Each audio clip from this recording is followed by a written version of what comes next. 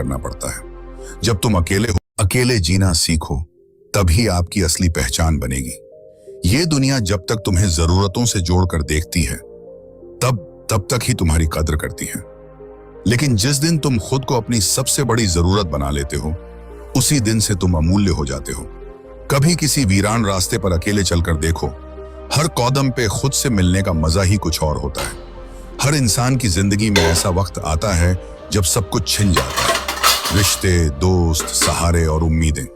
ऐसे वक्त में जो इंसान खुद को संभालना सीख लेता है, वही असली योद्धा बनता है।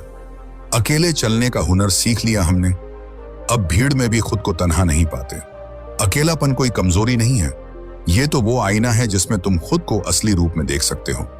जब भी भीड़ से अलग होकर कोई इंसान चलता है, तो पहले लोग हंसते हैं, फिर ताने देते हैं, फिर चुप हो जाते हैं और आखिर में तालियां बजाते हैं। अक्सर लोग सोचते हैं कि अकेले रहने वाले लोग दुखी होते हैं, लेकिन सच्चाई ये है कि जो अकेले रहना जानता है, वही सबसे ज्यादा मजबूत होता है, क्योंकि उसने वो सब झेला है जो दूसरों के सहारे रहकर लोग कभी नहीं समझ सकते। साया भी साथ छोड़ देता है अंधेरे में, इसलिए खुद को रोशनी बनाना सीख लिया हमने। जब तुम अपने ही दर्द को समझने लगते हो, तब दूसरों की बातों का असर कम होने लगता है। ये वक्त तुम्हें खुद को निखारने का मौका देता है। सोचो, क्या तुम वो इंसान बनना चाहते हो जो भीड़ का हिस्सा है, या वो जो भीड़ से अलग अपनी पहचान बनाता है?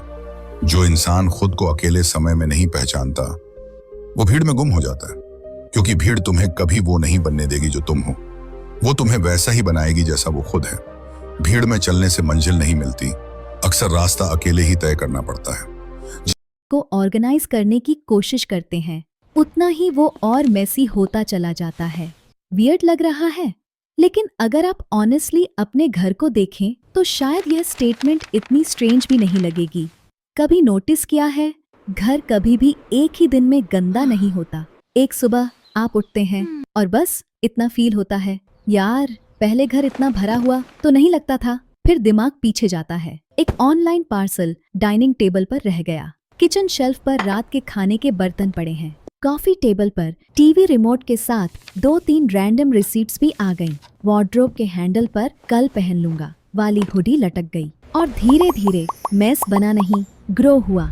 सबसे इंटरेस्टिंग बात, उस वक्त इनमें से कोई भी चीज प्रॉब्लम नहीं लगती, लेकिन जब यही रोज रिपीट होता रहता है तो पूरा घर धीरे धीरे एक साइलेंट टू डू लिस्ट बनने लगता है। हर नजर के साथ दिमाग को एक नया रिमाइंडर मिलता है, ये भी रखना है, ये भी सॉर्ट करना है, इसका भी कुछ करना है। और शायद इसीलिए कभी कभी फिजिकली थके बिना ही घर देखकर अजीब सी हैवीनेस फील होती है। यहाँ एक इंटरेस्टिंग रियलाइजेशन है, अक्सर हमें लगता है कि घर चीजों से भर गया है, रियलिटी में अनफिनिश्ड डिसीजंस से भर चुका होता है। इसीलिए साइकोलॉजिस्ट भी कहते हैं कि विजुअल क्लटर सिर्फ स्पेस ऑक्यूपाई नहीं करता, यानी दिमाग को हर वक्त एक्स्ट्रा इंफॉर्मेशन इग्नोर करनी पड़ती है। और यहीं पर जापान हमसे बिल्कुल अलग सोचना शुरू करता है। जापान में लोग हमसे ज्यादा फ्री नहीं हैं, उनके पास भी सिर्फ 24 घंटे होते हैं। टोक्यो जैसे शहरों में दुनिया के सबसे छोटे अपार्टमेंट्स हैं, स्टोरेज भी लिमिटेड, वर्क कल्चर भी डिमांडिंग। फिर भी जब आप किसी जापानीज होम में एंटर करते हैं, सबसे पहली चीज जो फील होती है वो सफाई नहीं,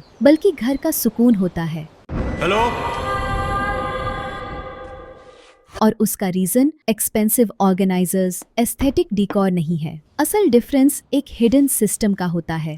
हम अक्सर घर को तब ऑर्गेनाइज करते हैं जब क्लटर नजर आना शुरू हो जाता है। जापानीज होम्स उससे पहले ही गेम जीत लेते हैं। वो अपनी डेली हैबिट्स को इस तरह डिजाइन करते हैं कि क्लटर का पैदा होने के चांसेस ही बहुत कम रह जाते हैं, यानी उनका फोकस क्लीनिंग पर नहीं, क्लटर प्रिवेंशन पर होता है। और आज हम उन्हीं 5 जापानीज हैबिट्स के बारे में बात करेंगे जो सिर्फ घर को क्लीन नहीं रखती, बल्कि घर को हर रोज थोड़ा हल्का और सरप्राइजिंगली ज्यादा पीसफुल बना देती हैं। इस पूरे सिस्टम की शुरुआत होती है एक बहुत खूबसूरत जापानीज वर्ड से, मोटाइनाई। पहली बार सुनने में लगता है शायद इसका मतलब होगा कम चीजें रखो, लेकिन इंटरेस्टिंग बात ये है इसका मतलब सिर्फ मिनिमलिज्म नहीं है। मोटाइनाई का असल मैसेज है किसी भी चीज की वैल्यू वेस्ट मत होने दो। कभी कभी हम जिस चीज को फ्यूचर के लिए संभाल कर रखते हैं उसका एग्जिस्टेंस ही हमें रोज थोड़ा थोड़ा मेंटली टायर्ड करता रहता है। अब एक सीन इमेजिन कीजिए, किचन का एक ड्रॉर,